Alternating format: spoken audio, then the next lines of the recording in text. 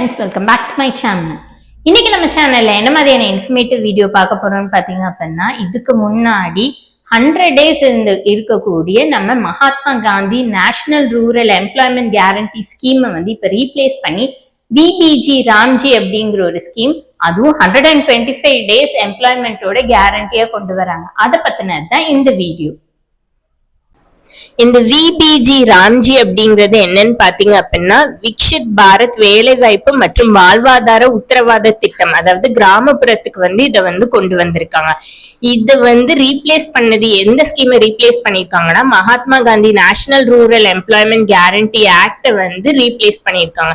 இந்த Mahatma Gandhi national rural employment guarantee ஆக்ட்ல வந்து 100 டேஸ் வந்து நம்மளுக்கு வந்து ஒர்க் கேரண்டி இருந்துச்சு. ஸோ இப்போ வந்து என்ன பண்றாங்க அப்படின்னா, இந்த விபிஜி ராம்ஜி ஸ்கீம்ல வந்து நம்மளுக்கு வந்து 125 டேஸ் வந்து நம்மளுக்கு வந்து கேரண்டியா ஒர்க் இருக்கும் அப்படிங்கிற மாதிரி கொண்டு வர்றாங்க. இதுல வந்து ஒரு 6 ஒப்ஜெக்டிவ்ஸ் வந்து வச்சிருக்காங்க. ஃபர்ஸ்ட் ஒப்ஜெக்டிவ் என்னன்னு பாத்தீங்க அப்படின்னா, கிராமப்புற வளர்ச்சி. ஸோ நம்ம வில்லேஜ் எல்லாத்தையுமே நல்ல மேம்படுத்தணும் அப்படிங்கிற ஒரு குறிக்கோள்ல கொண்டு வந்திருக்காங்க. அடுத்த ஒப்ஜெக்டிவ் பார்த்தோம் அப்படின்னா, நீர்ப்பாசன மேம்பாடு, அதாவது நம்மளுடைய வாட்டர் ஸ்கீம்ஸ் எல்லாத்தையுமே அவங்க வந்து மேம்படுத்துறதுக்காண்டி கொண்டு வந்திருக்காங்க. மூணாவது வந்து நம்மளுக்கு ஸ்டெடியா இருக்கக்கூடிய எம்ப்ளாய்மெண்ட் ஆப்பர்ச்சுனிட்டிஸ். நாலாவது நம்மளுடைய தொழில்நுட்ப, அதாவது நம்மளுக்கு இருக்கக்கூடிய டெக்னாலஜியை வந்து எப்படி மானிட்டரைஸ் பண்ணலாம் அப்படிங்கிறதுக்காண்டி கொண்டு வர்றாங்க.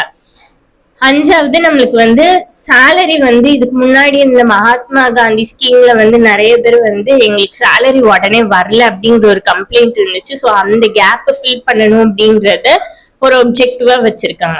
அடுத்தது நம்மளுடைய கட்டுமான பணிகள் வந்து லாங் டேர்ம்ல வந்து நடக்கிற மாதிரி இது எல்லாத்தையுமே ஒரு 6 ஒப்ஜெக்டிவ்ஸா கொண்டு வந்து வைக்கிறாங்க.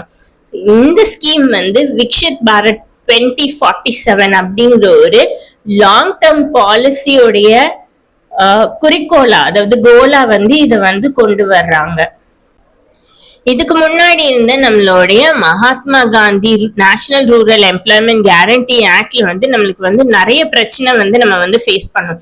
ஆனா பிரச்சனை இருந்தாலுமே நம்மளுக்கு வந்து இந்த கொரோனா டைம்ல எல்லாம் நம்மளுக்கு வந்து ஒரு சாதாரண ஏழை குடும்பத்துல இருக்கிறவங்களுக்கு இந்த 100 டேஸ் எம்ப்ளாய்மெண்ட் வந்து நம்மளுக்கு ரொம்பவே கை கொடுத்துச்சு. அதுல முக்கியமா சில பிரச்சனைகள் என்னதுன்னு நம்ம சொல்லலாம்னு பார்த்தோம்னா, நம்மளுக்கு வந்து சேலரி அவங்களுக்கு வந்து கரெக்டா வராம போச்சு, ஜாப் கார்டு பிரச்சனை இருந்துச்சு, நிறைய ஊழல் குற்றச்சாட்டுகள் இருந்துச்சு. அதே மாதிரி நம்மளுக்கு வந்து ரொம்ப குவாலிட்டி கம்மியா நம்மள வந்து ஒர்க் வாங்கியிருக்காங்க அப்படிங்கிற மாதிரி இருந்துச்சு. அதே மாதிரி என்னுடைய படிப்புக்கு ஏத்த வேலை இல்லை அப்படிங்கிற இந்த மாதிரியான குற்றச்சாட்டு நிறைய இருந்துச்சு. இந்த குற்றச்சாட்டு எல்லாத்தையுமே இந்த புது விபிஜி ராம்ஜி ஸ்கீம்ல வந்து அவாய்ட் பண்ணணும் அப்படிங்கிறதுக்காண்டி என்னதெல்லாம் கொண்டு வர்றாங்க அப்படின்ட்டு நம்ம பார்த்தோம் அப்படின்னா, கண்டிப்பா பயோமெட்ரிக் அட்டெண்டன்ஸ் இருக்கணும். ஸோ நம்மளுடைய கைரேகை வச்சா மட்டும்தான் நம்மளுக்கு இந்த 125 டேஸ் ஸ்கீம்ல நம்ம வந்து பண்ண முடியும். ஜிபிஎஸ் கண்காணிப்பு வந்து கண்டிப்பா இருக்கும் அப்படின்ட்டுன்னு சொல்றாங்க. அண்ட் அதே மாதிரி ஆன்லைன் மானிட்டரிங் சிஸ்டமும் இன்ட்ரடியூஸ் பண்றாங்க, டிஜிட்டல் பேமெண்ட் சிஸ்டமும் இன்ட்ரடியூஸ் பண்றாங்க. கையில வந்து உங்களுக்கு வந்து கேஷா கொடுக்காம உங்களுடைய அக்கௌண்ட்டுக்கே வந்து கேஷை வந்து சேலரியை வந்து ப்ரொவைட் பண்ற மாதிரி செட் பண்ணிருக்காங்க. ஸோ இது எல்லாத்தையுமே நம்ம வந்து பார்க்கும்போது ஒரு நல்ல விஷயமா இருக்குது. பட் ஆனா இது எப்படி இம்ப்ளிமெண்ட் ஆகுதுங்கிறத நம்ம போக போக தான் நம்ம பார்க்க முடியும். இந்த விபிஜி ராம்ஜி ஸ்கீம்ல என்ன மாதிரியான ஸ்பெஷல் ஃபீச்சர்ஸ் இருக்குதுன்னு பாத்தீங்க அப்படின்னா, ஃபர்ஸ்ட் ஃபீச்சர் நம்மளுடைய 100 டேஸ் ஒர்க் பீரியட 125 டேஸா மாத்திருக்காங்க. ரெண்டாவது செமி ஸ்கில்டு ஒர்க்ஸ் அப்படிங்கிற ஒரு கேட்டகரியை கொண்டு வந்திருக்காங்க. இந்த செமி ஸ்கில்டு ஒர்க்ஸுக்கு கீழே நம்மளுடைய ஆர்கிடெக்சர் ரிலேட்டடான ஒர்க்ஸ், நம்மளுடைய டெக்னாலஜி ரிலேட்டடான ஒர்க்ஸ், அதுக்கப்புறம் நீர்ப்பாசன பராமரிப்பு, தென் டிஜிட்டல் சப்போர்ட் ஒர்க்ஸ், இது எல்லாத்தையுமே இந்த செமி ஸ்கில்டு கேட்டகரியில கொண்டு வராங்க. அடுத்தது பார்த்தோம் அப்படின்னா டெக்னாலஜி இன்டிகிரேஷன்ங்கிற ஒரு ஃபீச்சரை கொண்டு வந்திருக்காங்க. இந்த ஃபீச்சருக்குள்ள நம்மளுடைய biometric attendance, Jio taking, online dashboard, fast payment system, இந்த மாதிரியான விஷயங்கள் கொண்டு வந்திருக்காங்க. நாலாவது ஃபீச்சர் பார்த்தோம் அப்படின்னா நம்மளுடைய பேங்க் அக்கௌண்ட்டுக்கு வேகமா நம்மளுடைய சேலரி வர்ற மாதிரி செட் பண்ணியிருக்காங்க. அஞ்சாவது ஃபீச்சர் பார்த்தோம் அப்படின்னா முழுக்க முழுக்க இது வந்து வில்லேஜ் டெவலப்மெண்ட்டுக்கு மட்டுமே அப்படிங்கிற ஒரு குறிக்கோளோட இறங்கியிருக்காங்க. கிராமப்புறத்துல இருக்கக்கூடிய சாலைகளை மேம்படுத்துறது, நம்மளுடைய நீர்த்தேக்கத்தை வந்து பராமரிக்கிறதுக்கு, மழைநீர் சேகரிப்பு, அதுக்கப்புறம் நம்மளுடைய ஃப்ளட் இருந்துச்சுன்னா அதை எப்படி நம்ம ப்ரொடெக்ட் பண்ணலாம், விவசாயத்துக்கு தேவைப்படக்கூடிய பேசிக் இன்டரப்ஷன்ஸ் எல்லாத்தையுமே இதுல வந்து கொண்டு வர்றாங்க. நம்மளுடைய விவசாயம், அதாவது அடுத்த ஃபீச்சர் பார்த்தோம் அப்படின்னா, நம்மளுடைய விவசாயத்துல அந்த சீசன் டைம்ல தொழிலாளர்களுக்கு வந்து வேலை இல்லாம இருக்கும்ல, சோ அந்த இடைப்பட்ட காலத்தை வந்து பூர்த்தி பண்றதுக்காண்டியே இந்த ஸ்கீமை வந்து உள்ள கொண்டுட்டு வராங்க. இந்த ஸ்கீம்னால யாருக்கெல்லாம் என்ன பெனிஃபிட்ஸ் அப்படின்னு நம்ம பார்த்தோம் அப்படின்னா, நம்மளுடைய கிராமப்புறத்துல இருக்கக்கூடிய தொழிலாளர்களுக்கு இது ரொம்பவே பெனிஃபிட்டடா இருக்கும். அதே மாதிரி விவசாய கூலி தொழிலாளர்களுக்கு அந்த சீசன் பீரியட்ல அவங்களுக்கு ஒர்க் இல்லாம இருக்கும்ல, ஸோ அந்த கேப்பை ஃபில் பண்றதுக்காண்டியே இந்த 125 days ஒர்க்கை வந்து இன்ட்ரடியூஸ் பண்ற மாதிரி பண்றாங்க. அதே மாதிரி நிலமில்லா குடும்பங்களுக்கு இது வந்து அவங்களுக்கு ஒரு வாழ்வாதாரத்தை இன்க்ரீஸ் பண்ற மாதிரி இருக்கும்.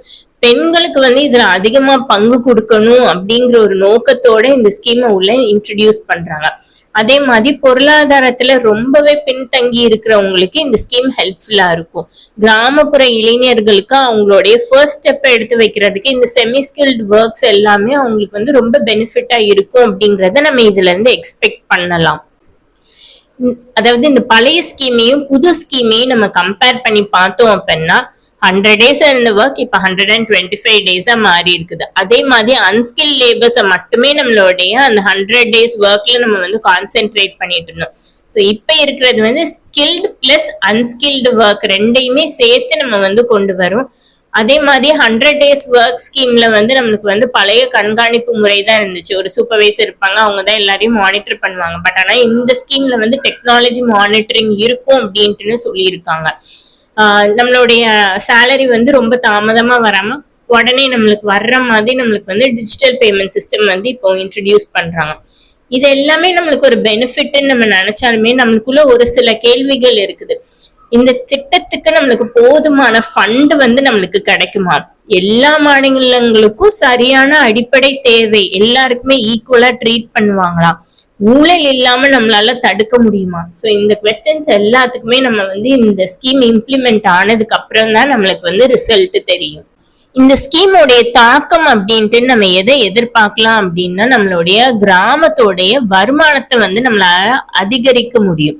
ஸோ இந்த 125 நாள் வேலை அப்படிங்கிறது ஒரு குடும்ப வருமானத்துக்கு வந்து நம்மளுக்கு வந்து ஒரு ஸ்டெப் நம்மள வந்து எடுத்துட்டு போகும் அப்படிங்கிறத நம்ம வந்து யூகிச்சுக்கலாம். ரெண்டாவது, நம்மளுடைய இன்ஃப்ராஸ்ட்ரக்சர், நம்மளுடைய சாலை, நீர்ப்பாசனம், சேமிப்பு வசதிகள் இதெல்லாமே நம்மளுக்கு மேம்படும் அப்படிங்கிறத நம்மளால யூகிக்க முடியுது. அடுத்தது, நம்மளுடைய உள்ளூர் பொருளாதார வளர்ச்சி, அதாவது நம்மளுடைய மக்களுடைய செலவுக்கு வந்து ஒரு சின்ன இது யாரையும் டிபெண்ட் பண்ணாம நம்மளே பாத்துக்கலாம் அப்படிங்கிற ஒரு தைரியத்தை வந்து நம்ம வந்து பெண்களுக்கு வந்து கொடுக்க முடியும். அடுத்தது, நம்மளுடைய மைக்ரேஷன் வந்து குறையும். அதாவது எனக்கு என்னோட கிராமத்துல வந்து வேலை இல்லை, அதனால நான் வந்து சென்னைக்கு போறேன் இல்ல மதுரைக்கு போறேன், அந்த மாதிரியான இருக்கக்கூடிய ஒரு சூழ்நிலை வந்து மாறுறதுக்குரிய மாற்றங்களை நம்ம வந்து எதிர்பார்க்க முடியும். அதாவது பெருசா நம்ம வந்து இதுல வந்து சேலரி எக்ஸ்பெக்ட் பண்ண முடியாது. பட் ஆனா பேசிக்கா நம்ம வந்து எதையாச்சும் நம்ம பண்ணலாம் அப்படின்றத நம்ம வந்து ஊக்குவிக்கிறதுக்கு இந்த ஸ்கீமோடைய குறிக்கோள் வந்து நம்மளுக்கு வந்து ஹெல்ப்பா இருக்கும் அப்படின்ட்டு நம்ம நம்பலாம்.